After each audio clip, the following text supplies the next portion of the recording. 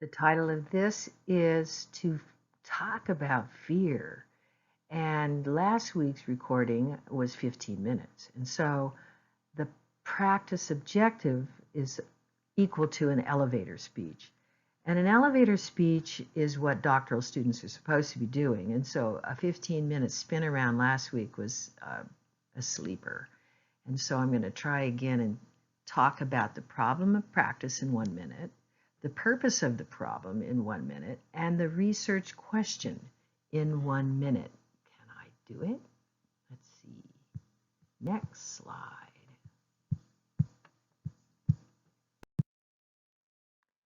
The last problem and purpose session on October 24th, where I pretended we were having class in a now considered elevator speech, this new practice ensures that my words will match the vocalization.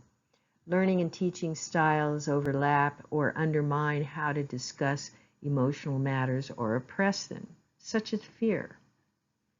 Teachers on the brink of meltdowns may not be able to discuss fears about indigeneity and the dichotomy of Common Core standards that suppress Native American stories and the emergence of their identity and their sovereignty as individuals and as people. If fear cannot be controlled, how can it be measured? And that's kind of scary. It might become like a kitchen sink argument with administrators and policymakers, and teachers are just trying as best as they can to proceed with their heritage as well as give them the skills that they need. In 2008, 54% of the students in boarding schools were taught, were emotionally handicapped by poverty, physical abuse, abandonment, and sexual exploitation. And this statistic was the last survey conducted on campus by faculty counselors, because all data then became public domain. And teachers were relegated to just be teaching autotons, unable to address the emotional flurries that were becoming subversive and passive aggressive.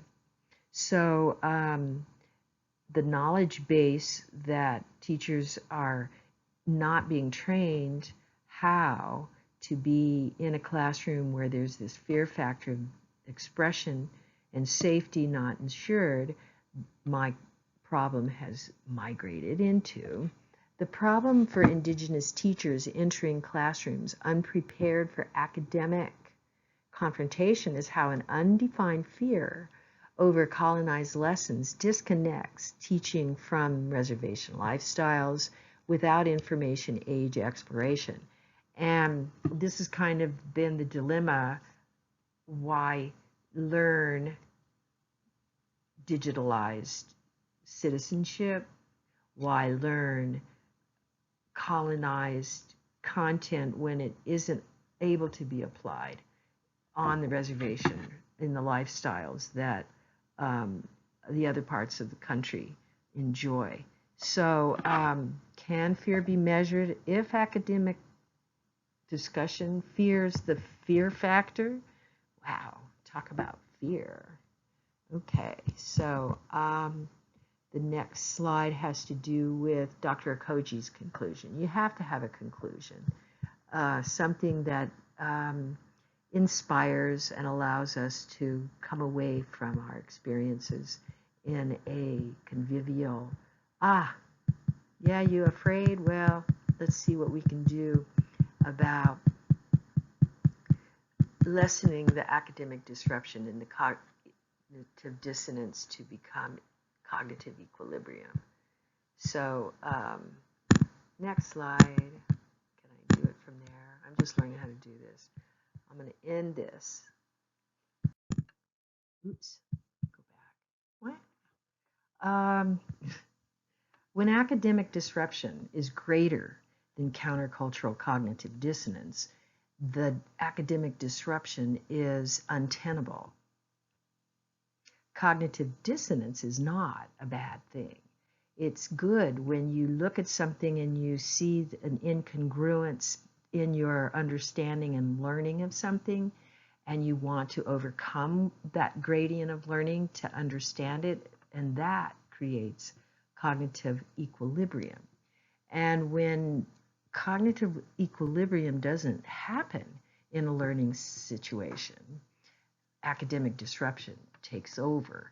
And with Native American stories, there's a resistance to create academic disruption because it is a wonderful group of peoples that are into the smudging, for example. Blackfoot Indian folks, when coming to class on the reservation, in the dissertation that I am doing a replication of, the students do smudging. And smudging sounds messy, but what it is that grains of grass are bound together and they smell it as a soothing sort of aroma that helps them to centralize their sense of well-being in an environment that is not home, is not with their parents. The major teacher in their culture is the parent, the medicine man. And so this is why stories such as Scott Momaday's The Moon in Two Windows discusses how Indo-European hegemony, or the policies that create an imbalance of no Native American stories because testing doesn't match what the results of their academic success is. And so then there's academic disruption. And thus,